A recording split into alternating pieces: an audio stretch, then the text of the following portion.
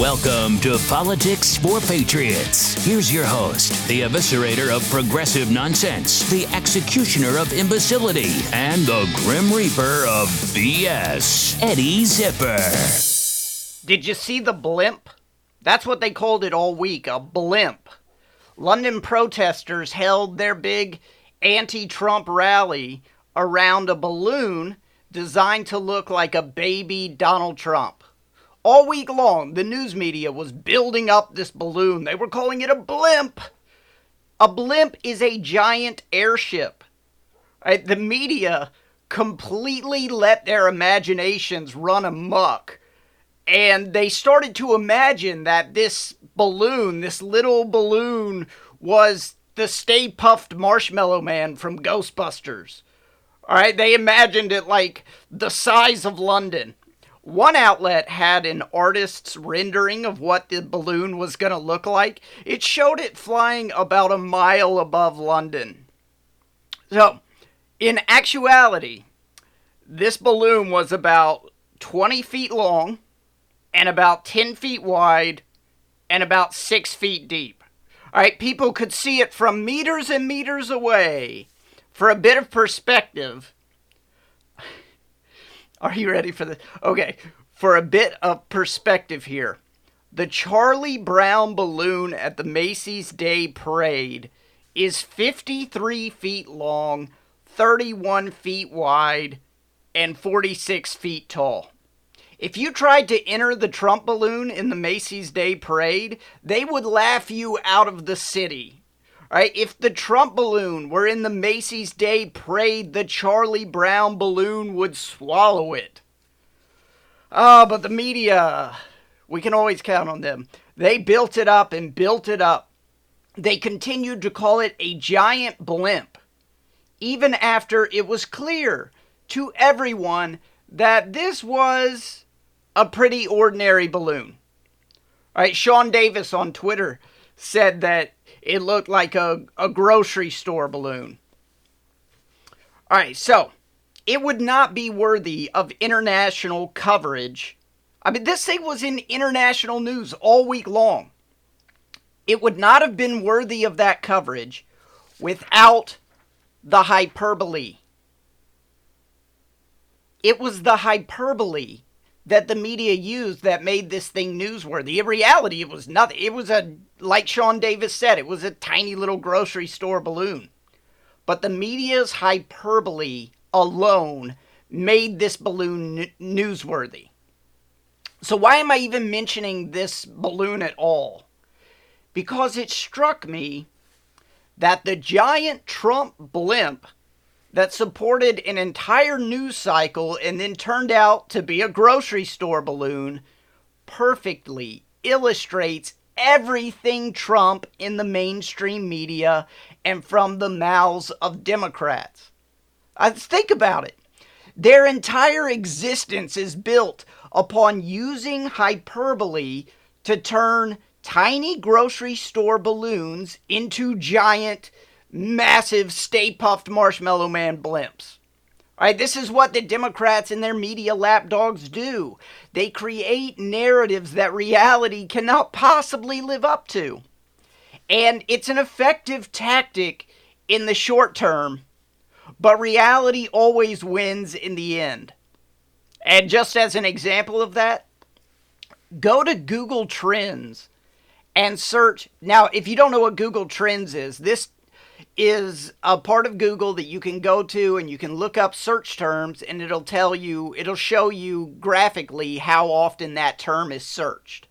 So go to Google Trends and search Trump-Russia collusion. All right, from March 2017 to July 2017, searches for Trump-Russia collusion are off the charts. You remember the media coverage, right? Best exemplified by the Time magazine cover. Time ran this cover. I mean, it was totally unhinged, and it showed the White House merging with the Kremlin. Ooh, it was so scary. All right, this was the height of Trump-Russia nonsense and hyperbole. All right, so despite the total lack of evidence that any Trump-Russia collusion actually existed, that search term was being searched all over the place from March to July of 2017. Now, that search term is on life support. All right, nobody searches the internet for Trump-Russia collusion anymore. Even the resistance appears, according to Google Trends, to have given up on searching for Trump-Russia collusion. The media has produced zero evidence that any Trump-Russia collusion exists. Everybody sees it now. All right, the media has produced zero evidence, despite the fact that they have put tremendous amounts of their resources into finding something, anything that connects Trump with Russia.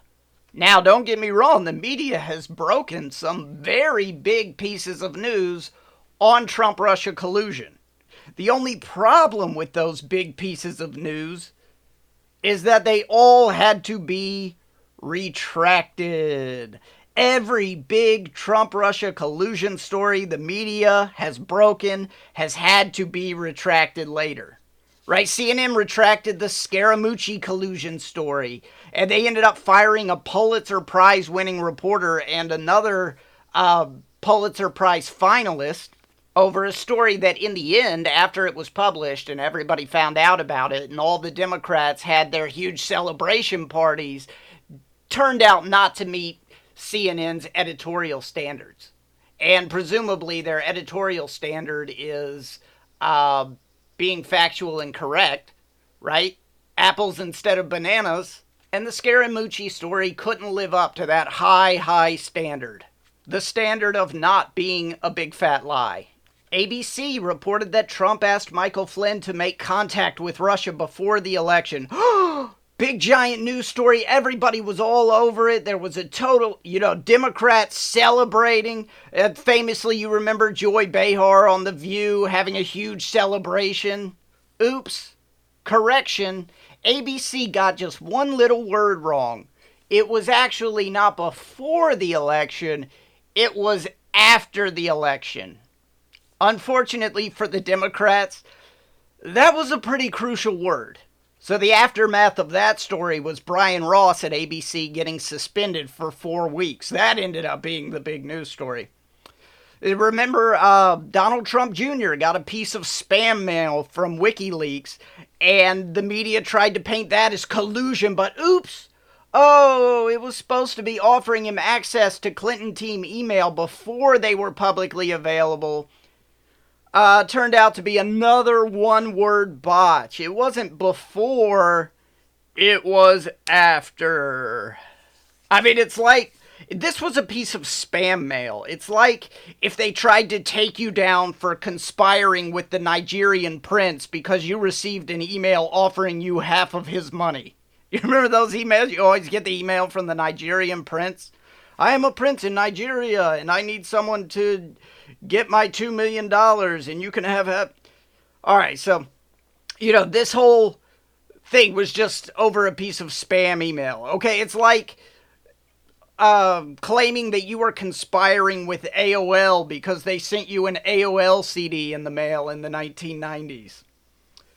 All right, let's see, what else? You remember the net neutrality meltdown? Democrats, they went full on Chernobyl when the FCC voted to strike down net neutrality rules. CNN called it the end of the internet as we know it, despite the fact that the net neutrality rules date back to the summer of 2015. Alright, they aren't ancient rules handed down by the internet gods that date back to the dial-up ages. Remember the dial-up ages, the before times, the long, long ago? They sounded like this. Those were the wild, wild west days of the internet. You couldn't get on the internet because someone in the house was on the phone. Mom, hang up the phone so I can get on the internet. But no, there was no net neutrality back then. There was no net neutrality until the summer of 2015. Okay, Calling their repeal the end of the internet as we know it is like calling the cancellation of Two Broke Girls the end of TV as we know it. Yet someone called in a bomb threat to delay the repeal vote, and Ajit Pai, the FCC chairman, is constantly receiving death threats. Right? People threatening to kill him and his family over the repeal of net neutrality rules that are from the summer of 2015. You know what's older than net neutrality rules? Every kindergartner in the world.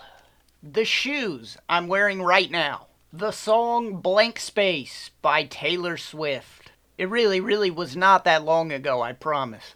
Remember the GOP tax cuts from last year? Nancy Pelosi said they were the end of the world. Remember? Armageddon. This is Armageddon. 80% of Americans were about to get a tax cut. That is a fact. But according to polls at the time, the bill was unpopular, and more importantly, only 21% of people thought they were getting tax cuts. That's the story of the media right there. Fact, 80% were about to get tax cuts. Also a fact, 21% thought they were about to get a tax cut. See, that's one of those big giant Trump blimps. That turned out not to be a blimp at all. But now, every single month, approval of that tax bill goes up. Because you can't lie to people about how fat their paychecks are. They figure it out. So over time, the tax cuts keep getting more popular. People find the money in their paycheck. People discover that that was all just a big fake Trump blimp 10 miles over London. And when Trump ratcheted up the rhetoric on North Korea last year, the media was talking about how Kim Jong-un was going to nuke us all for sure. They were positive it was coming. Now, Kim is sending Trump letters that refer to him as Your Excellency. So every one of these meltdowns I just listed were portrayed as giant blimps in the media when they were really grocery store balloons. The mainstream media news cycle is just a series of giant Trump blimps that reality is incapable of producing for them. The Democratic Party, and by proxy the mainstream media, is fueled by these insane apocalyptic hyperbole, wall to wall. There's no rhyme or reason to any of it. It's just an endless stream of meltdowns over whatever is driving the news cycle on any particular day. So Democrat elites, media elites, and Washington bureaucrat elites are the ones peddling these insane narratives all day long. And these are people who are, quite simply, these are status quo worshipers. And that's why they hate Trump so much. And one of them, the one I really want to talk about today, is Peter Strzok. Peter Strzok is a disgrace. Peter Strzok is an arrogant, elitist scumbag. Scumbag. I don't call people names. If you go through years of my columns and listen to every episode of this show, you will be hard-pressed to find an instance of me calling someone a name. I don't believe in it. All right? It's not a good argument. It doesn't further any discussion. It's just pointless to call people names. But I am making this one exception. Peter Strzok is a scumbag. All right? Peter Strzok hates ordinary Americans who disagree with him. It's unfathomable to Peter Strzok that anyone could disagree with him. All right? He couldn't understand how Hillary Clinton wasn't going to win the 2016 election 100 million to 0. Scumbag. Denizen of the elitist DC bubble and participant of the anti-Trump mass hysteria affecting elitist circles.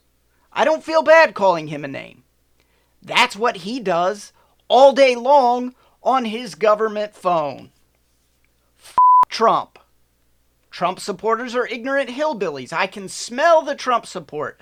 Pence is stupid. Trump is a douche. Trump is drumpf. We'd be lucky if Trump resigned. Trump being elected is terrifying. We'll stop it. Trump is awful. Trump is an utter idiot. A f***ing idiot. Trump is a loathsome human. All right, here's the voice of the pro-Clinton, anti-Trump FBI. OMG, he's an idiot. Now the pressure really starts to finish MYE. Hi, how is Trump other than a douche? Melania? Trump is a disaster. I have no idea how destabilizing his presidency would be. No, he's not. We'll stop it. I want to believe the path you threw out for consideration in Andy's office, that there's no way he gets elected, but I'm afraid we can't take that risk. It's like an insurance policy in the unlikely event you die before you're 40. I can't pull away. What the F happened to our country, Lise? God bless Daryl Issa for forcing Strzok to read those text messages aloud. I wish I had recording of him reading them all aloud. So that's the sound of the pro-Clinton, anti-Trump FBI, and as long as Peter Strzok continues to have a job at the FBI, I will have no choice but to assume that Director Wray condones this behavior from his agents. Top agents. I mean, Peter Strzok is at the very top. But all those text messages, and we're to believe there's no bias. Those of us who don't live in big cities, even though we pay this scumbag's salary, are ignorant human garbage. But none of these opinions apparently affected his work in any way. And, cherry on top right here, to suggest otherwise is a terrible, terrible insult to him and everybody at the FBI. All right, so this Peter Strzok hearing last Thursday before the Judiciary and Oversight Committees, these hearings have been covered to death. But there are a few things I want to point out, and I have one big question to ask, and it's a really good question. I'm really excited about asking this question on the show, and I haven't heard anyone else ask it, so I'm going to get to that in a second. All right, so obviously Democrats think that Peter Strzok is a hero, even though many of them can't pronounce his name. The whole hearing, way to prepare for the hearing there, Democrats. Mr. Strzok, Mr. Strzok. They didn't know his name. So that tells you how prepared they were. But they think he's a hero.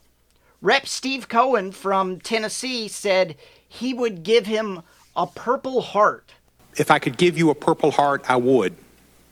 You deserve one. A Purple Heart is for wounded or killed in action veterans. And Rep. Cohen would give that to Peter Strzok, apparently for just being a raging Okay, so I'm getting to my question here. Give me a few more seconds. All right, so obviously the Purple Heart thing is totally disgraceful. But let's jump ahead.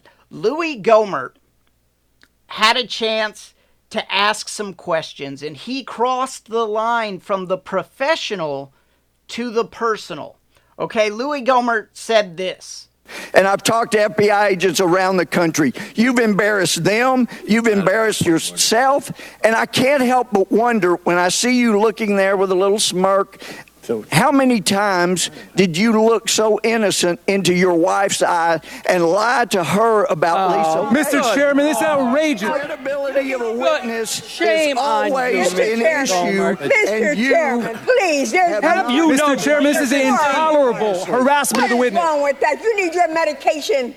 Would you listen to the reaction from Democrats? And I'm going to play their reaction one more time because this is so important to the question that I'm going to ask. So here's that Democratic reaction again. Mr. Chairman, this is outrageous. The credibility of a witness Shame is on you, always Mr. an Chairman. issue. Mr. Chairman, please, there's Mr. Chairman, this is intolerable harassment of the witness. What's wrong with that? You need your medication. So Louie Gohmert crossed the line from the professional into the personal during this congressional investigation. And you heard that Democratic outrage. I played it twice. So my question is, why isn't this the Democrats' reaction to every single Peter Strzok text? Why are they outraged when Louie Gohmert crosses the line from professional to personal during an investigation, but they're tossing out Purple Hearts like parade candy when Peter Strzok does the same thing? What Louie Gohmert did to evoke this reaction Mr. Chairman, this is outrageous. Credibility of a witness Shame is on you, always Mr. an Chairman. issue. Mr. And you Chairman, please, there's have no... Mr. Chairman, this is intolerable harassment of the What is witness. wrong with that? You need your medication. What Louie Gohmert did to evoke that reaction from the Democrats is literally the exact same thing that Peter Strzok did. Sure, there are a couple differences. Here they are. Number one, Louie Gohmert did it once, while Peter Strzok did it over and over again for months. Number two, Louie Gohmert is a representative and can be expected to act in partisan fashion. He is not bound by the Hatch Act like Peter Strzok is. So those are the differences. So Democrats, outraged when Louie Gohmert does it one time at a congressional investigation, not outraged at all that Peter Strzok did it over and over again for months. Louie Gohmert mixes the personal with the professional one time, and you heard the reaction. Peter Strzok does it every day while investigating President Trump and Hillary Clinton, and the reaction is this. If I could give you a Purple Heart, I would. What a disgusting disgrace. All right, the other thing that really interested me in the Strzok hearing is the broad divide between the narrative of House Democrats and the narrative of Senate Democrats. Right? There are two simultaneous narratives going on, one in the House and one in the Senate. In the House, a government employee, Peter Strzok, can be using his work phone to call Americans ignorant hillbillies, to call for Trump's impeachment, to say F Trump, to say we'll stop it, referring to Trump's election to the presidency. In the House, Democrats are positive that Peter Strzok can easily keep all that bias out of his work. He can be fair and professional as an FBI agent while simultaneously engaging in what is total political scumbaggery. Now jump to the other side of the building, over to the Senate. What are the Senate Democrats up to right now? What's their narrative right now? Well, I think Senator Blumenthal of Connecticut sums it up best. Here's the Democratic attack on Judge Kavanaugh, right? Trump's Supreme Court nominee. Here's the attack on him. And I'm only showing you Blumenthal saying it, but this is what the Senate Democrats are going to go with. So here it is. I'm a no on this nominee. My colleagues should be a no on this nominee unless Judge Kavanaugh specifically commits that he will recuse himself on any issues that involve President Trump's personal financial dealings or the special counsel. He will be the swing vote. Judge Kavanaugh, if he is a justice, would be the swing vote in deciding whether he can pardon himself, get out of jail free pass. That's the accountability that will be lost if Judge Kavanaugh is confirmed. Judge Kavanaugh hasn't sent any text messages saying F Hillary. He hasn't sent text messages saying, ooh, I'm going to get Trump off the hook. No word anywhere that he thought Trump should win the election 100 million to 0. But Judge Kavanaugh, and you just heard Blumenthal say it, Judge Kavanaugh can't be fair. Why this deep religious faith that scumbag Peter Strzok can be trusted to think and act fairly, but no benefit of the doubt for Judge Kavanaugh? Why is the assumption that Strzok can compartmentalize what is clear political scumbaggery and do his job, but Kavanaugh, who has never been anything but upstanding and professional, he can't do that? It's a simple question.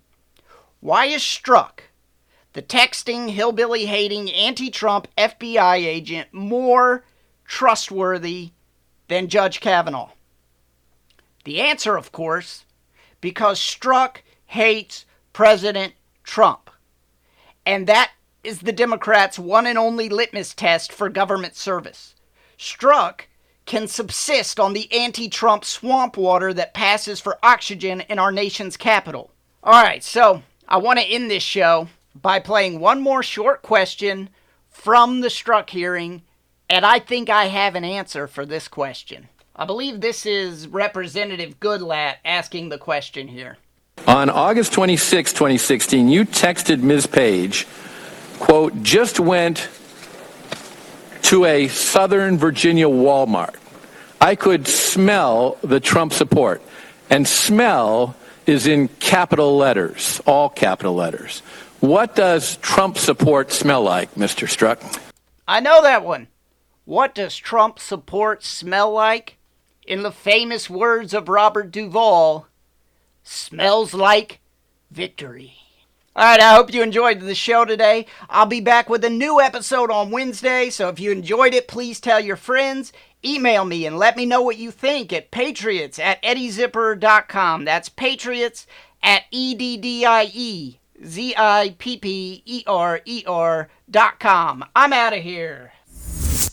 You just listened to Politics for Patriots with Eddie Zipper. Email the show at patriots@eddiezipper.com. And please subscribe.